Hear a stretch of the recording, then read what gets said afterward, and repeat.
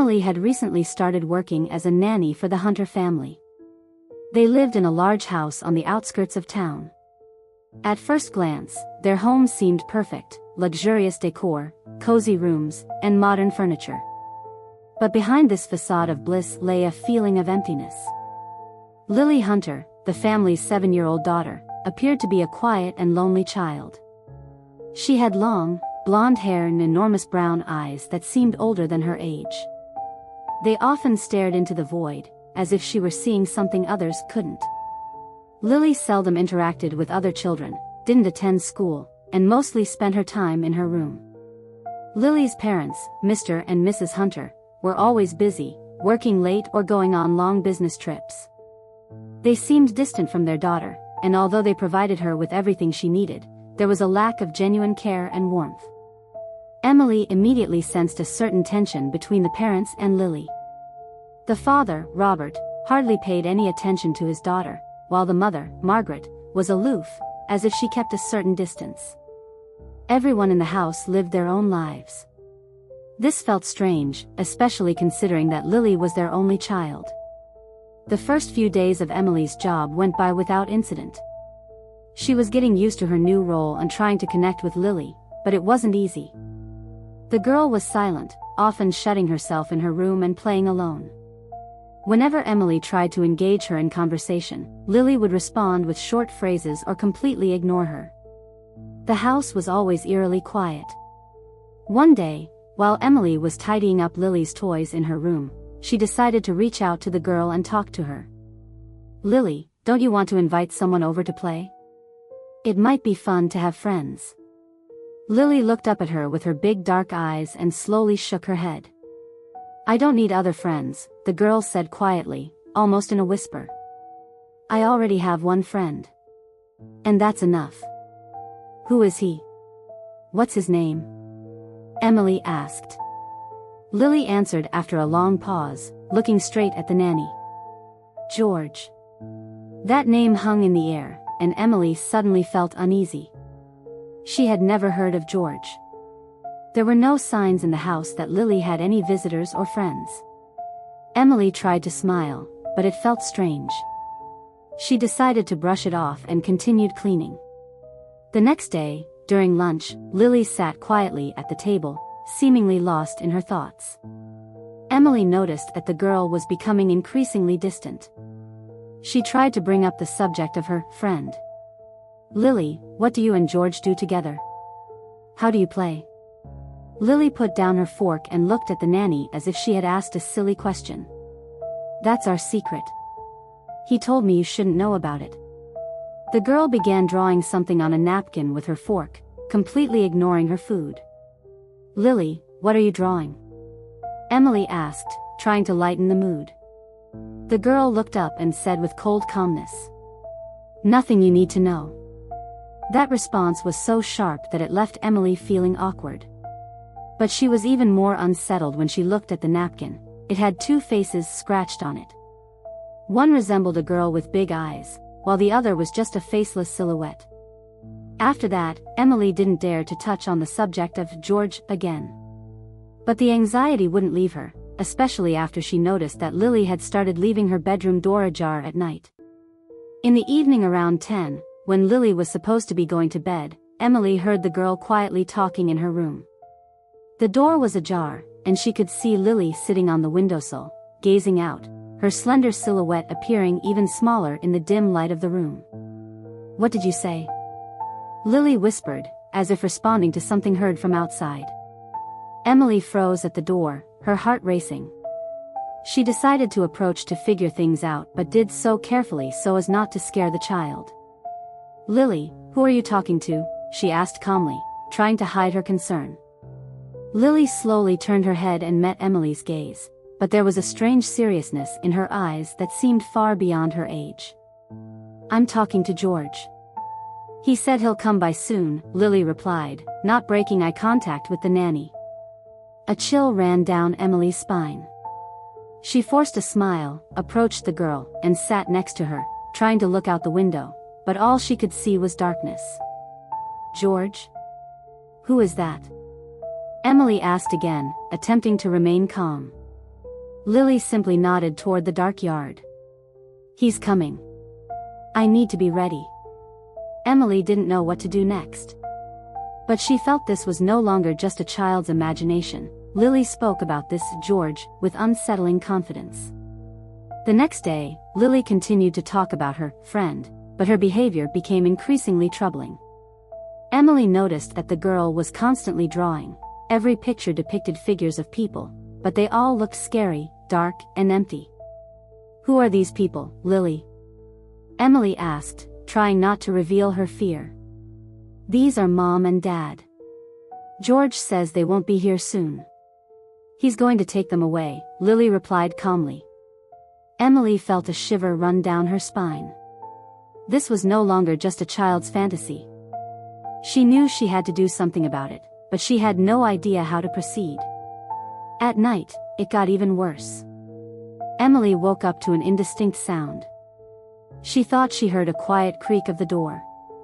When she approached Lily's room, the door was ajar, and the girl was sitting by the window again, this time holding a knife. Lily. Emily gasped in a whisper, trying not to panic. What are you doing? Lily slowly turned to her and replied with complete calmness, It's a game with George. He said he's coming soon. I need to be ready.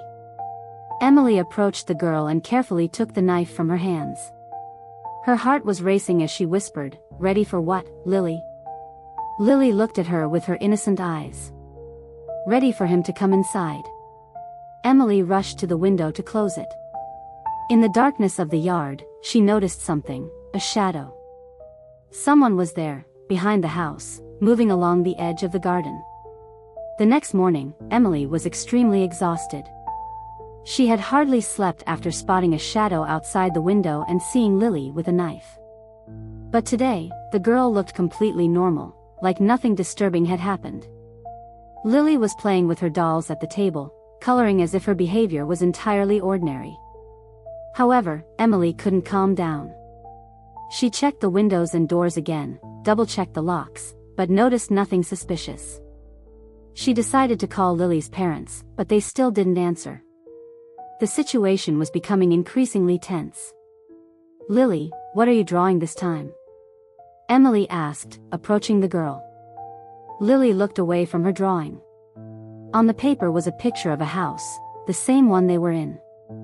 But next to the house stood a man whose silhouette resembled the shadow Emily had seen the night before.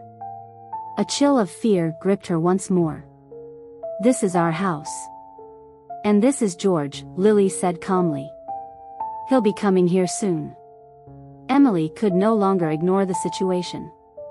She sat down beside the girl and tried to talk to her. Lily, tell me the truth. Who is George? Have you seen him?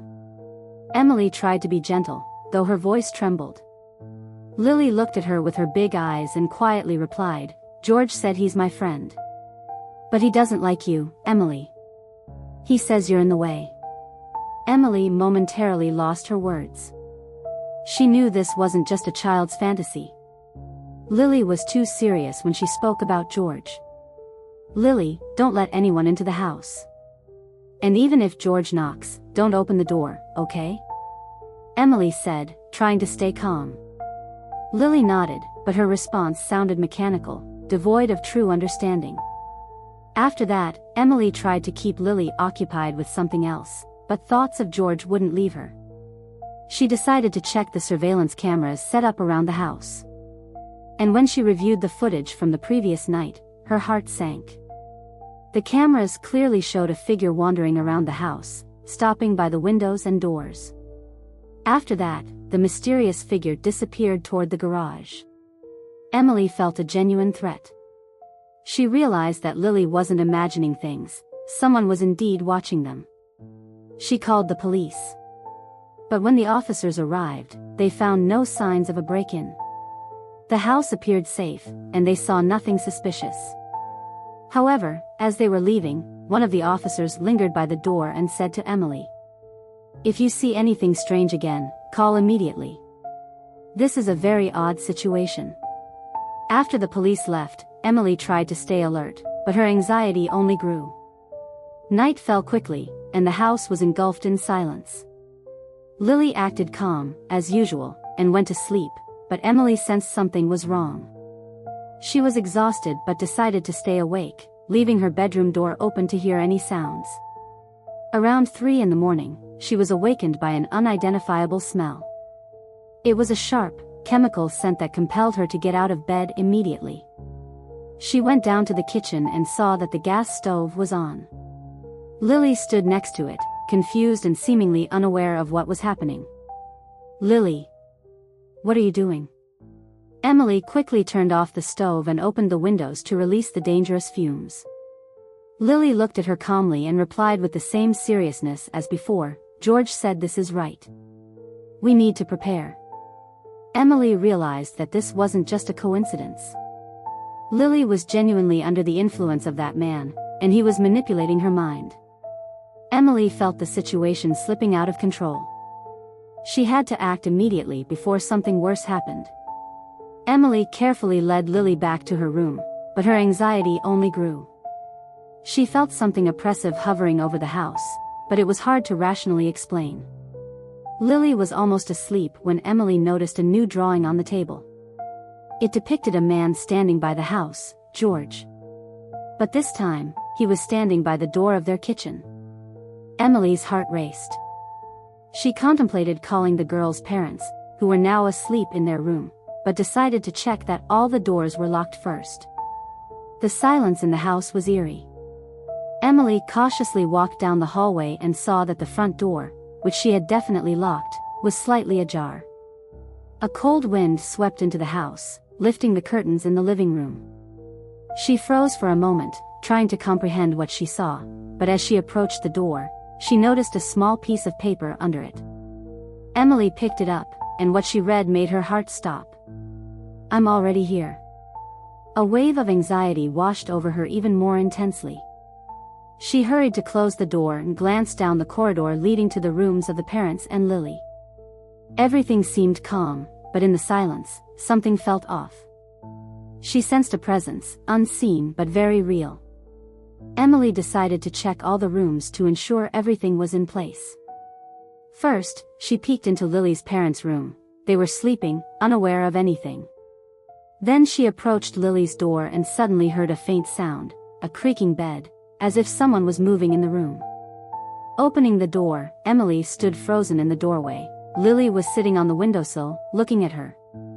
But it wasn't this that scared her. In the girl's hands was another piece of paper. She extended it to Emily, who took it with trembling hands. The paper read, "Now we're waiting for you together." Only then did Emily notice that in the darkness of the room, someone was standing next to Lily. A thin shadow was hiding in the corner of the room, waiting. Emily, with trembling hands, tries to dial the police, but George quickly snatches the phone from her grasp and crushes it underfoot with a barely noticeable smile on his face. Her heart races as they find themselves alone with an unknown threat. "You're not getting away. I'm already here." George's voice is calm and chillingly soulless. Emily steps back, casting a glance at Lily, who is sitting on the bed and coldly observing everything. Her once innocent eyes now seem foreign. The situation is spiraling out of control, and Emily desperately screams, hoping her parents will hear her from the first floor. But George leans sharply toward Lily and whispers in her ear, "They won't save you." At the moment Emily is ready to grab anything for self-defense, there's a loud knock at the door. It's Lily's parents, who rushed upstairs after hearing the scream.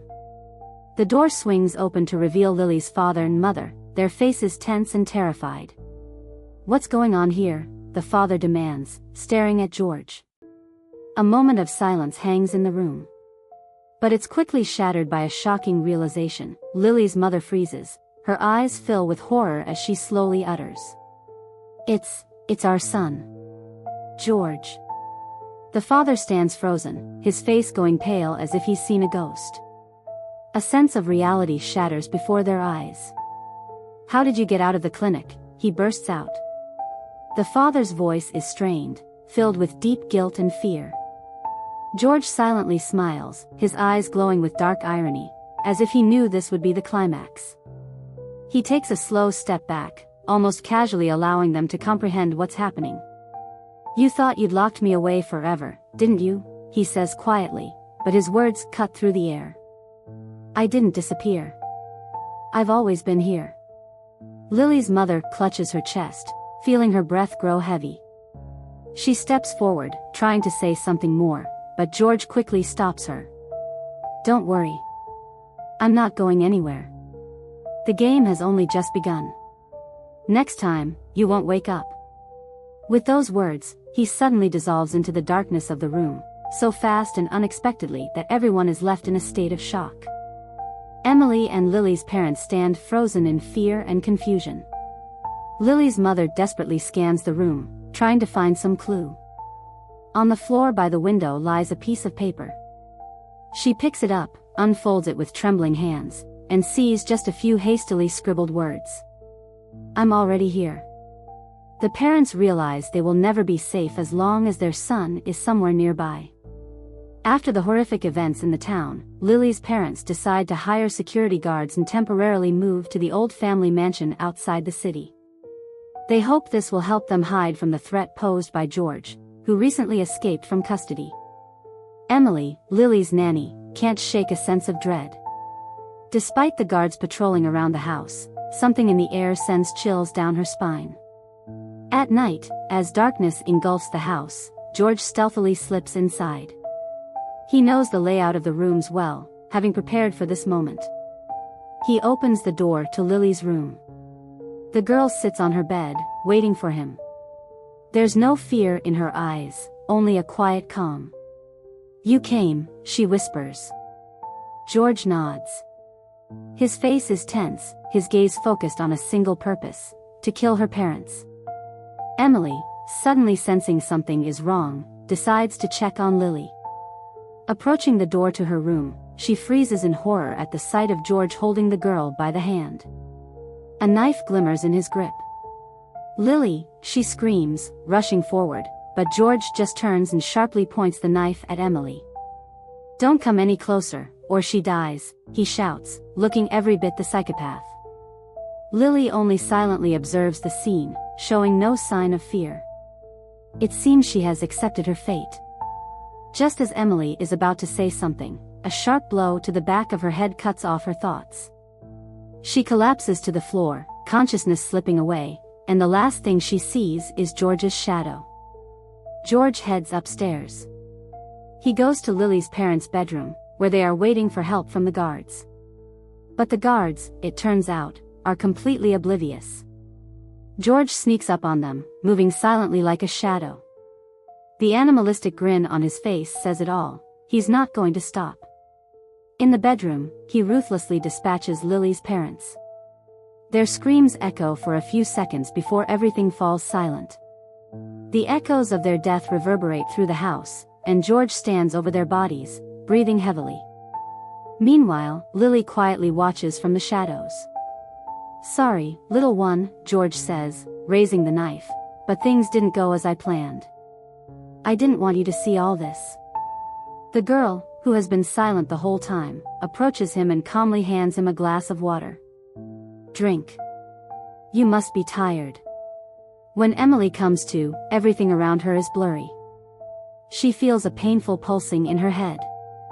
She tries to rise, but fatigue and weakness keep her on the floor. Her body feels heavy, and her mind still can't piece together what's happening. Finally, she manages to focus her gaze and sees George. He stands by the kitchen table, drinking water as if nothing has happened. Lily sits nearby, looking calm as ever. Her face is completely devoid of emotion. But almost immediately, George's hands start to tremble, and he drops the glass. Lily doesn't move, she only watches as he falls to his knees, overwhelmed by weakness. Then, with icy indifference, she whispers, "You really are that stupid, George." What did you do?" he groans, struggling to get up. Lily coldly observes as the poison begins to take effect. She walks up to him and quietly says, "You did what I wanted. You were a tool, George, and now I no longer need you." Unable to resist any longer, George collapses, slowly losing consciousness. You think that after doing all this, you can just walk away? You killed my parents. Now I get everything, and you. She leans closer, her eyes sparkling with coldness. You are dying. Emily lies on the floor, trying to understand what's happening. Her mind refuses to believe that Lily is capable of such things. George was a monster, but Lily? How is this possible? Lily approaches Emily and leans down to her. You still don't understand, do you? Her voice is quiet and calm. All these years, they made me obey, hiring nannies, telling me what to do. But now I'm free. And rich. Emily is still regaining her senses, but she is beginning to grasp the horrifying truth. Lily was the one behind everything, and she had used George as a tool to carry out her plans. Lily sits down beside her. You know, Emily, you were the best of all the nannies. You didn't run away, you tried to save me. But it would have been better for you to leave when you still had the chance. Lily stands up, ready to leave. I'll let you go. But if you tell anyone, I will find you. Remember that. Emily barely manages to get to her feet and rushes toward the exit. She runs through the house, feeling her heart constrict with fear. Bursting outside, she looks back. Lily stands in the doorway, watching her. Within seconds, police sirens appear on the horizon. Lily begins to cry softly, appearing like an ordinary victim of terrible events. Emily stands nearby, shocked and terrified, unable to say a word. She knows that Lily is no longer the child she once knew. The police are none the wiser.